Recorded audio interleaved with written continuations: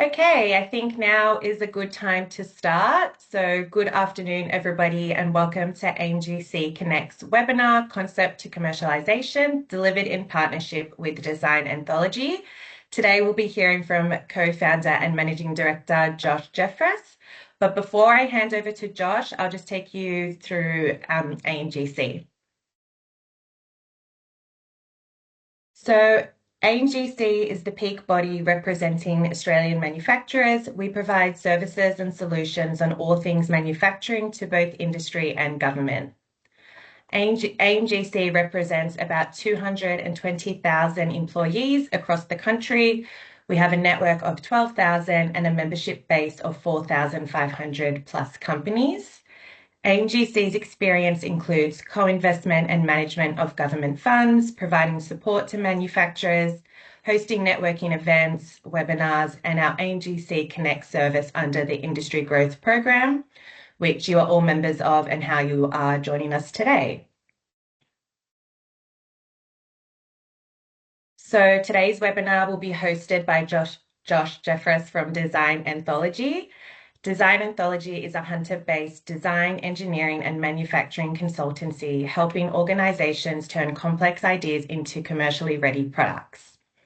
Design Anthology combines strategy, industrial design, engineering, prototyping, and production know-how into a single integrated process, supporting clients from early concept development through to testing, production readiness, and scale up. Because Design Anthology designs with manufacturing in mind, their solutions are practical, efficient, and built for real-world use. They help clients reduce risk, improve certainty, and make informed decisions at each stage of development, whether they are creating a new product, improving an existing one, or preparing for manufacture. Just before I pass over to Josh, I want to remind everyone to ask any questions in the Q&A box, and we will address them.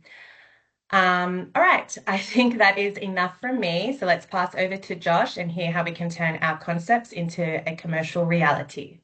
I'll just stop sharing now, Josh. Thank you, Amelia. All good. Hopefully everyone can see that. Thanks, everyone. It's a pleasure to be here, and thank you to the team at AMGC for inviting us along today. We're just probably going to sort of share some of the key insights that we've learned over 20 years in product development. It's been 33 years for me now in manufacturing. So we just want to share some of those lenses. We're not going to tell you what to do or how to do it, but the key thing for you guys is what I hope comes out of this session is probably just a different way of thinking about things. Some of these are probably fairly simple, but we like to keep things fairly simple. So first of all, I'm going to start off with, give me a second. I think one of the things that we have identified that keeps coming up time and time again is people always sort of lead with a solution. And I think that's probably one of the things that we would challenge everyone to think differently about. Solutions are great, but we really need to marry them up fairly quickly with a problem that's actually worth solving. And when I say that, that's sort of like the tagline. Probably what I actually mean is when you've got a solution and you think there's a market for it or there's a problem that needs solving, we try to encourage people to dig deep and dig deep early. So actually get out of your seat, make sure that you're not just leaning on all your assumptions, but you're actually out there actively finding out who experiences the problem is really important. That's a really important part. How often does it happen? You want to know the frequency because you don't want to fix a one-off problem or spend millions of dollars fixing a one-off problem unless it's obviously worthwhile. How significant is it? What's the actual pain that problem, um, um, delivers? Sometimes that pain is cost. Sometimes that pain is complexity, efficiency, and I think the other one that we sort of come back to is pain also can create cultural problems, and if you ruin your culture, you generally don't have a great outcome. The other one we sort of say to people is go out and ask the market very early, why wouldn't they buy your solution? Because that's just as important as actually trying to sell it to someone. And there's a real opportunity within that to actually bring people on board, and then they actually own the solution as well. It's much easier to get that into market. I think that's probably the first step. Starting with the problem is very important, not a solution. The next thing we sort of say to people is understand the landscape. And you want to do that early because if you're developing products, we develop products. Sometimes they're simple, sometimes they're complex, sometimes they're highly regulated. You want to understand that landscape. So from when you're starting with an idea, you want to start to map out what do the steps look like for us to get that into market, and what does the landscape look like? And the landscape's obviously, it's a broad term, but for some of the projects we work on, we want to know what are the regulations that are going to apply to that new idea that we're developing, because we want to be able to um, capture them and to integrate them at the very beginning. We want to know standards, approvals, existing technologies that are already out there that we could potentially leverage. We want to know intellectual property as well. One of the things we don't do it ourselves, but we always say to people, go and talk to an IP specialist and get them to do a patent search, because sometimes that will discover what's already out there and what needs to be either steered away from, or at least managed in regards to, you're going to buy that license later on. So that's strategy of understanding that landscape. Also, you want to understand the people in that landscape as well. Who are your stakeholders? Who are the key decision makers? What are the non-negotiables, and why wouldn't they actually implement your solution? And that's really important to do at the very beginning. You're not going to get it 100% right. It's not about getting 100% right. What it's about is actually just getting a good grasp on what's actually in front of you so that you can plan for it. And as those roadblocks come up, you can navigate around them. Um, I think the reason this really matters is because if you don't plan for it, it's very easy to come up against one of these things that you haven't planned for in the landscape. It's going to potentially cost you a lot of money. It's either going to stall your project, or you may even have to go back to the very beginning to start again. So that's why we sort of say understanding landscape is very, very important, especially in a highly regulated market. One of the things we say is, when you're creating a new product or a new solution, we're hardware based, but your ultimate goal is adoption. So you're trying to solve a problem that people want to adopt, and they want to adopt it easily. They want to adopt it willingly. They don't want it to be forced upon them. And I think from our perspective, adoption is something you need to consider very early, and to do that you're going to have to work out who are your champions. Yet again, they're very important. Who's going to open doors for you to get your first pilot to prove out your claims essentially on your product.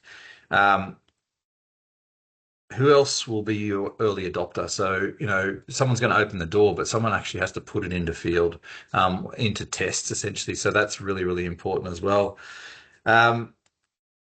The other thing that we probably have identified is that when the inventor is trying to sell the idea, sometimes it's actually not clear on what the value is for the person trying to adopt it. So it's your baby, but I think the key thing is we always have to step away from our idea and understand the value that we're actually going to deliver to the adopters, whether it's early or mid or long ongoing. We always need to come back to what is the value that we're going to deliver, and how do we make that clear and concise and easy for those parties to understand. That's really important.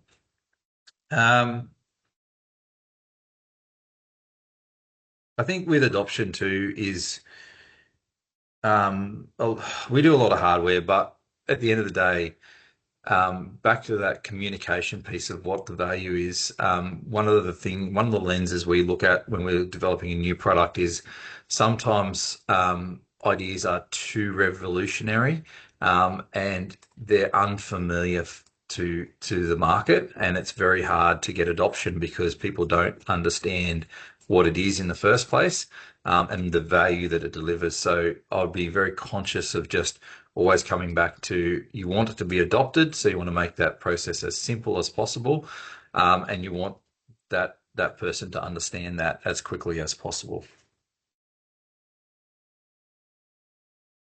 From a hardware perspective, you need to make sure that commercialization is factored in from day one. Hardware development is costly. It takes time. It's complex, and sometimes it's iterative. It's not a straight line. And by thinking about it from day one, means that you're going to have a greater chance of success. So some of the questions we ask straight up is, who's going to actually buy your product? Why would they buy it over a competitor or nothing at all? What value does it deliver? Why won't they buy it? I think I keep coming back to that, but I think it's an interesting one because we've found when you actually give permission to say, why wouldn't you? You actually get some really, really great insights. What are they actually willing to pay for it? And the actually is a really important piece because a lot of people will love your idea until they actually have to pay for it. So really work on what will they actually pay for it. How many of them? The quantity is going to be important. And what is the route to market? So how do you actually get your product into market? Is it, are you selling it directly? Are you doing online sales? Are you doing crowdfunding? Are you doing it through distribution? You need to kind of be considering those aspects very early in that planning stage. The other thing is funding. Either you're going to self-fund it or you're going to have some strategy and plan on how you're actually going to transition your idea, especially around hardware, through engineering, prototyping, testing, certification if required, final specifications, tooling, right through to manufacture and shipping and all the customs and all those sorts of things. So there needs to be kind of consideration of those buckets and how much money is required and when you'll need that money and how you're going to fund it. I think the other key thing is from a commercial standpoint as well. The thing that we've seen in time and time again is that people either over feature a product or they go for perfection. And the problem with that is, one with over featuring is that it confuses the market. You're giving them things they didn't want in the first place, which you need to make sure you're not doing, and it takes longer. And if it takes longer, you potentially just run out of money along the way. So just keep on thinking, what value are you delivering? What is the market willing to pay for? When do I need the money? And how do I get revenue, essentially, as quick as possible? One of the other things with product development, hardware development, or probably any product development, is you're going to create IP as you go along that journey. One of the key things that we see people missing out on is the opportunity to capture that and to potentially leverage some of that learning. So you may start out with widget A, thinking that the market's going to accept that, only to realize that they actually want widget Z. But throughout that process, you've actually learnt lots of different things. Our key recommendation is, as you're developing your hardware and all those lessons learnt, you want to be able to capture it because that's your IP, that's your trade secrets, but it also may lead to a even better and more profitable opportunity either in the short term or in the long term. So make sure you're doing that. I suppose capturing that knowledge also makes it easier to claim your R&D incentive rebate if that exists. Which if you're not doing anything about that, I'd probably talk to your members if you're a startup stage. I think it's going to help you with your tax, with your IP strategy. It's going to help just move you forward. And the other key thing is, it's always a reference point, because what you don't want to do in 5 years is make the same mistake you did previously. So it's that ability to keep learning, keep documenting, keep moving forward, and actually enabling you to use that information for opportunities that may arise throughout the process. Oh, got a different one here. So I've got different notes here. Create boundaries. So I think the other thing is, get again around perfection. You've just got to be really careful that essentially you don't keep researching, you don't keep refining, you don't keep exploring, and that you don't wait for the perfect answer. It's dangerous if you do that. You may not reach the market, and sometimes you've just got to go to market with something that essentially validates whether people are actually willing to pay for it. That's really, really in, important as well from a product design perspective. I'm a designer. I love perfection, but we offer fixed cost, fixed deliverable model, and that helps us to continually evaluate and move forward. I think the other thing is when you're when you're looking at this sort of section around boundaries, you need to kind of keep coming back to the core principle is like, what is your solution? And how do you refine and validate that as quickly as possible and not be distracted by reinventing everything around that? So that's probably one of my kind of the other suggestions as well.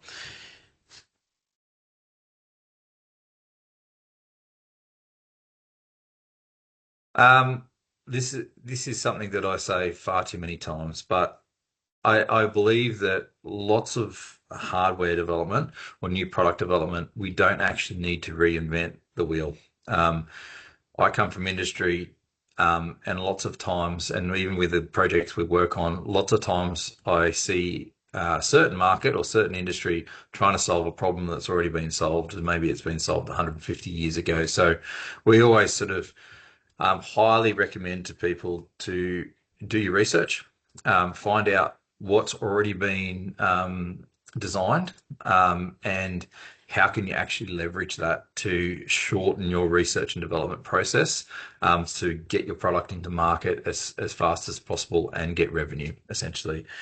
Um, the reason that's really, really important is it's going to save you money in development.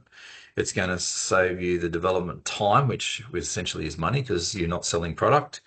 It's going to reduce your technical risk significantly because you're going to adapt and integrate. It always will result in something new. That's what I'd like to say as well. So don't be afraid of that. But it's going to save you a lot of time. Um, and that's the key thing. The time to market by not reinventing the wheel is going to get you revenue and get your business up and running. And then once you're doing that, you can then create other products once you're actually going. One of the other things I probably just wanted to share with you guys is we made quite a lot of observations around what makes for a successful entrepreneur. We can now sort of pick them as they walk into our office.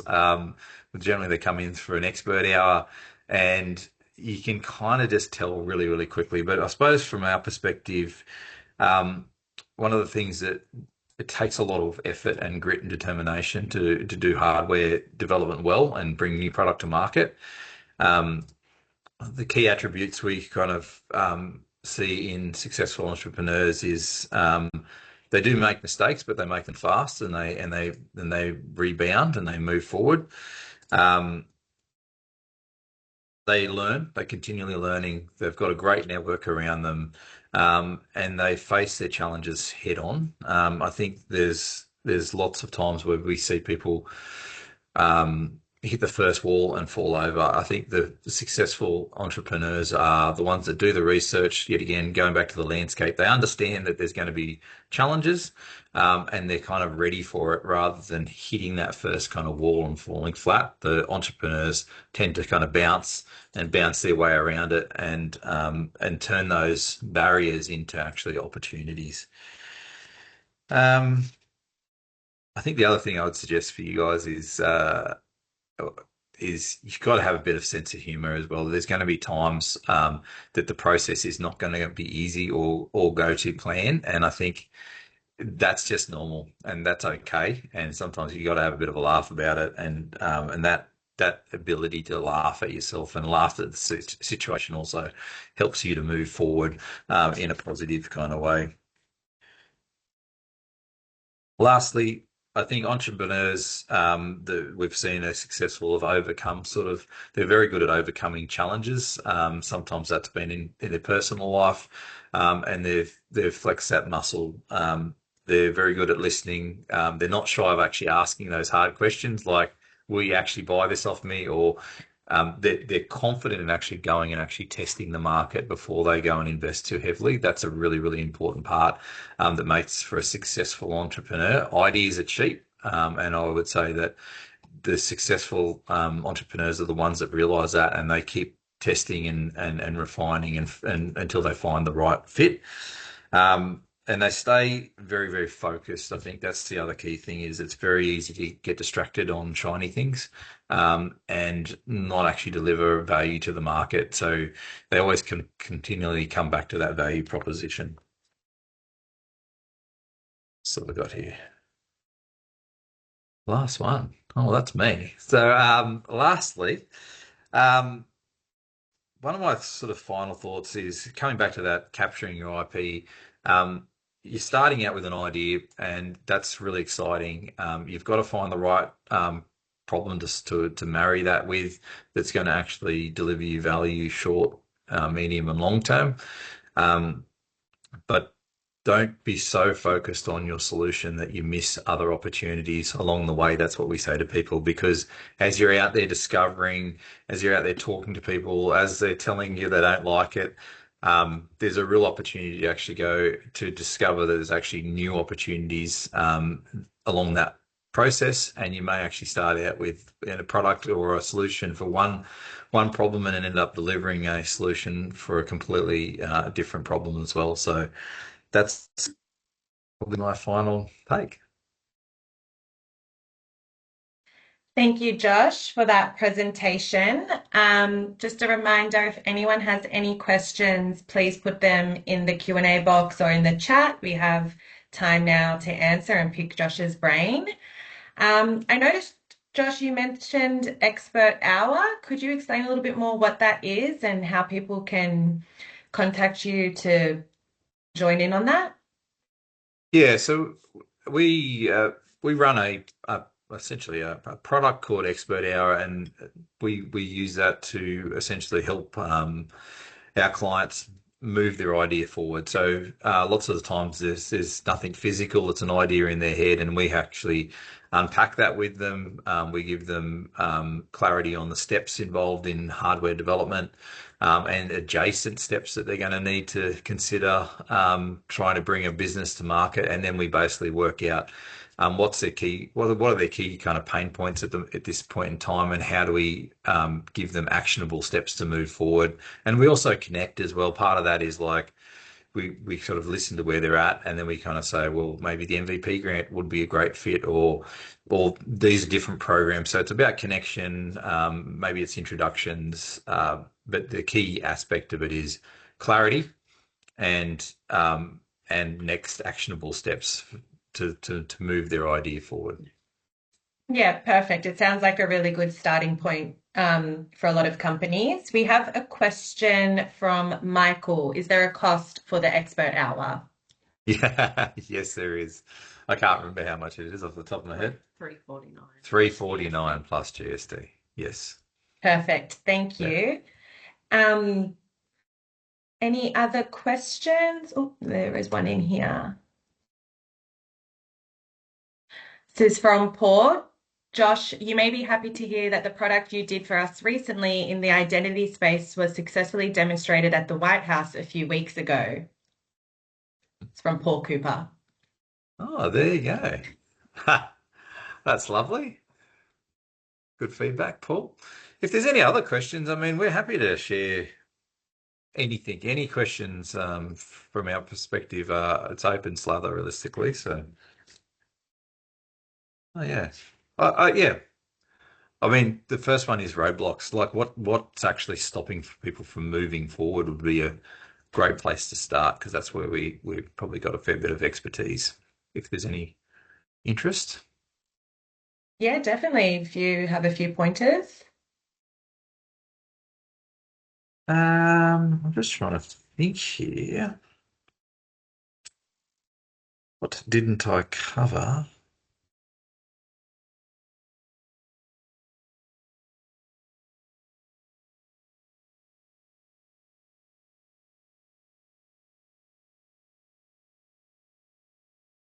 We do have another question from Michael. Okay. Back to the expert hour. Can that be online for interstate clients or is it in person only? Online. Yes, Online's for fine? sure. Yeah. Yes. Awesome. Yeah. Um, I'm just trying to think. I mean, the reinventing the wheel thing, I could probably unpack that a little bit more. Like that's something that we're very big on because how do I explain? A lot of people get caught up in trying to invent something completely new, and I think that costs a significant amount of money when um, you can adapt, you can integrate, and leverage what people have already existed. My approach for some of those is eBay and Temu. Temu is probably going to ruin your email account forever, but we buy samples, and it could be something completely in a completely different field. So, for instance, we had to develop a drone release latching mechanism for a payload. That was our job, and we started with buying camera parts from eBay and latches for pool gates from Bunnings. So we started with things that already had existing kind of similarities, and then we basically took that and made a whole new solution that had fail-safe and whatnot, but built on existing principles, and that enabled us to do that in a matter of weeks, not years, essentially. So that's probably one of the key takeaways I would hope that people can take away. Perfect. Thank you for sharing. I'm just going to swap the screens around. One second. So,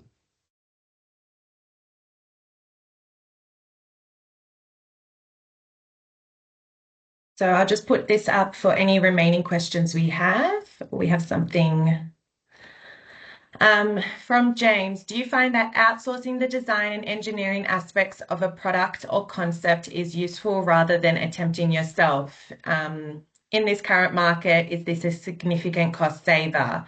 Engineer here with a moderate CAD skills, with moderate CAD skills. uh, I think probably the key aspect of that is what skills do you need and who is the right partner to move you forward as quickly as possible. Does that make sense? So I would say the thing I didn't probably explain to is for people that are going to do that, if you're going to use a consultant, you want to make sure you're owning the IP. So you want to make sure you're getting the files.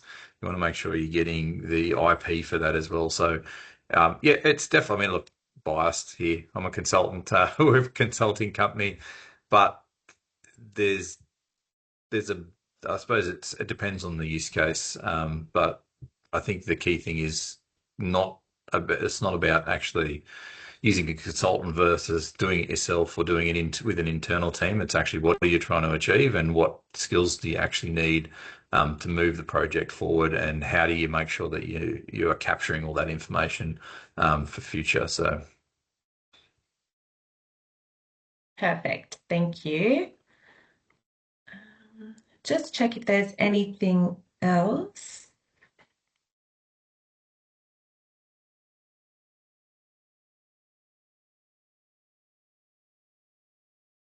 I think that is it for now. awesome. Everyone who is asking for a copy of the presentation, I will be sending um, the recording along with a survey following, so you will all receive it. Don't worry. Okay, we have something from Jonathan. Obtaining manufacturing quotes from different workshops will require sharing CAD files and other design details. Is there a recommended approach or best practice for protecting the confidentiality of the design during this process? Good question. Good question. Yes. So depending on the sensitivity of that design. Well, first of all, NDAs are the first port of call, so non-disclosure agreement. You can draft one pretty quickly and easily. That's a first port of call. Second to that, one thing that we do is we will dumb it down. So if it depending on what the intent is, right? So if the intent is to establish manufacturing costs and capability and finding the right partner, sometimes we will create a model that is similar but doesn't include the IP. So similar geometry, similar size, same material, complexity, and we can safely send that off with no IP leakage, and we will get then the information that we require to move it forward. Perfect. Just check again. And if not, we may give everyone a little bit. Oh, here we go. This is from Julie. How important is it to get the pricing right? It's hard to determine the final price at the concept stage. Yes. You know what? There's a hack. There's a hack, Julie, and the hack is adjacent. So think about adjacent products, right? So let's say you're designing, I'm going to give an example. Let's say we've got a client that comes in and says, I want to design a new janitor trolley, collapsible janitor trolley, right? Well, and the way I would approach that from a manufacturing cost and costing is I'll look at adjacent industries. So prams, for instance, you kind of know how much they sell for, so you can kind of work backwards. So you can kind of work back and say, well, a pram of similar size with similar kind of geometry and complexity sells for $450. Obviously, volume is our kind of consideration because the more you make, the cheaper it is. But we can sort of say, well, okay, I'm going to take 40% off that, and then I'm going to take another 40% off that. It's very ballparky, but you can kind of work your way back to how much do I have to manufacture it for to actually meet the requirement of the market. So pricing is very difficult. You also need to know with pricing that works as a bit of a hack. But you also need to know how many times are people touching it, because every time someone touches it, they add margin. So, but yeah, adjacent industries, look at similar products in either adjacent industries or within the industry and benchmark it off that, because that's going to give you a pretty good indication. And then obviously you can do some really smart things these days and actually look at sales volumes and work out what kind of products are moving as well. So yeah, you don't want to benchmark it on a product that doesn't leave the shelf. I suppose that was my only other suggestion with that one.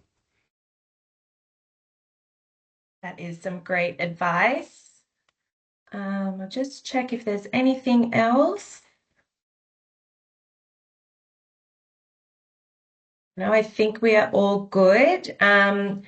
If you do want to connect further, feel free to reach out to us. Our email address is on the screen, connect@amgc.org.au. If you have any further questions, you can send those through and I can pass it on to Josh. And I just want to thank everyone for joining, and a huge thank you to Josh for providing some practical considerations that we can use when developing products to get them ready for market. So thank you so much, Josh, and thanks everyone for joining.